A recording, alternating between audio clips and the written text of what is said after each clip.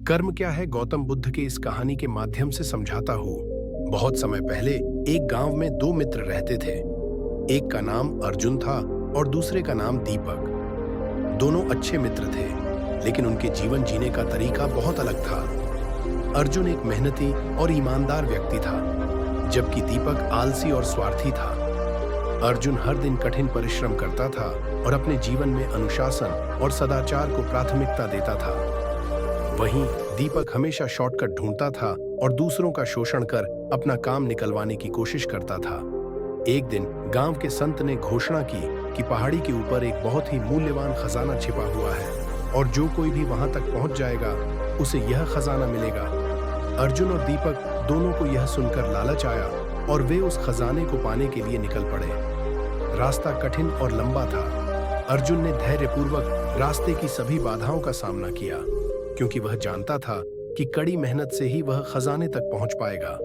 वह धीरे धीरे हर चुनौती का सामना करता गया, लेकिन कभी हार नहीं मानी। दूसरी ओर दीपक ने जल्दी जल्दी और बिना सोचे समझे रास्ता तय करने की कोशिश की। वह हर बार एक शॉर्टकट ढूंढता, लेकिन उसके शॉर्टकट उसे भटकाते गए। उसने सोचा कि किसी तरह से वह अर्जुन से पहले खजाने तक पहुंच जाएगा, लेकिन हर बार वह और भी कठिनाई में पड़ता गया। अर्जुन ने अपनी मेहनत और संयम से पहाड़ी की चोटी तक पहुंचकर खजाना पा लिया। जब दीपक पहुंचा तो बहुत देर हो चुकी थी। खजाना अर्जुन को मिल चुका था। दीपक ने अपने आलस्य और शॉर्टकट ढूंढने के कारण वह अवसर गंवा दिया, जबकि अर्जुन ने अपनी ईमानदारी और मेहनत से वह पा लिया। इस कहानी का संदेश सीधा था। अर्जुन और दीपक के कर्म ही उनके परिणामों के लिए उत्तरदायी थे। अर्जुन के अच्छे कर्मों ने उसे सफलता दिलाई, जबकि दीपक के बुरे कर्मों ने उसे असफलता के मार्ग पर धकेल दिया।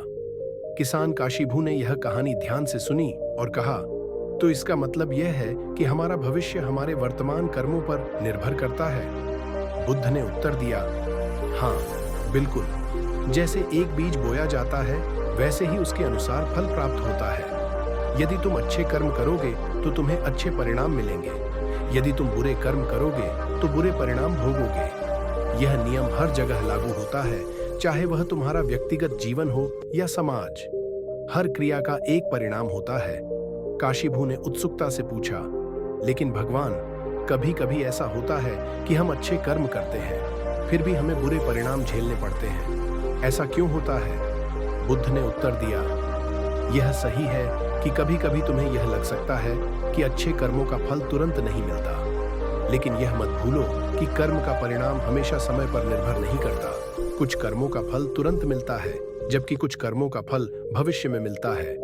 तुम्हारे पिछले जन्मों के कर्म भी तुम्हारे वर्तमान पर प्रभाव डाल सकते हैं, इसलिए यह जरूरी नहीं कि हर परिणाम तुम्हारे वर्तमान कर्मों का ही फल हो। बुद्ध ने आगे कहा, कर्म का अर्थ केवल बाहरी क्रियाओं से नहीं है, बल्कि यह तुम्हारे चित्त, मन की अवस्था पर भी निर्भर करता है। यदि तुम्हारे मन में अच्छे विचार हैं, तो वे तुम्हारे कर्मों को सही दिशा देंगे। यदि तुम्हारे मन में बुरे विचार हैं, तो वे तुम्हें गलत मार्ग पर ले जाएंगे। इसलिए कर्म केवल बाहरी कार्य नहीं है, यह तुम्हारे आंतरिक मानसिक स्थिति से भी संचालित होता है।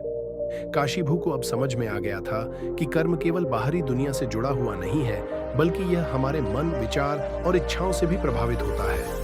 उन्होंने बुद्ध से कहा, भगवान, मैं अब समझ गया कि मेरा जीवन मेरे कर्मों पर आधारित है। मैं अब अपने कार्यों और विचारों को अच्छे से नियंत्रित करने की कोशिश करूंगा। बुद्ध ने काशीभू को अंत में यह सिखाया, हर व्यक्ति का जीवन उसके कर्मों का प्रतिफल है।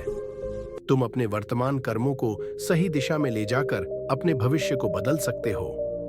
कर्म का सिद्धांत यह बताता है कि कुछ भी निश्चित नहीं है। यदि तुम अभी भी अपने जीवन में परिवर्तन लाना चाहते हो, तो अपने कर्मों को सुधारो। बुरे कर्म से कोई भी बुरा नहीं बनता, लेकिन उसे सुधार कर व्यक्ति अच्छा बन सकता है। काशीभू बुद्ध की इस शिक्षा से अत्यंत प्रेरित हुआ और उसने अपने जीवन में अच्छे कर्म करने का प्रण लिया। वह समझ चुका था कि कर्म का सिद्धांत जीवन के हर पहलू को छूता है और हमारे सभी कार्यों का परिणाम एक दिन हमें अवश्य मिलता है। कर्म का सिद्धांत बुद्ध के जीवन और शिक्षाओं का एक महत्वपूर्ण हिस्सा है। यह हमें सिखाता है कि हम अपने जीवन के कर्ता स्वयं हैं। हमारे अच्छे या बुरे कार्य ही हमारे भविष्य का निर्माण करते हैं।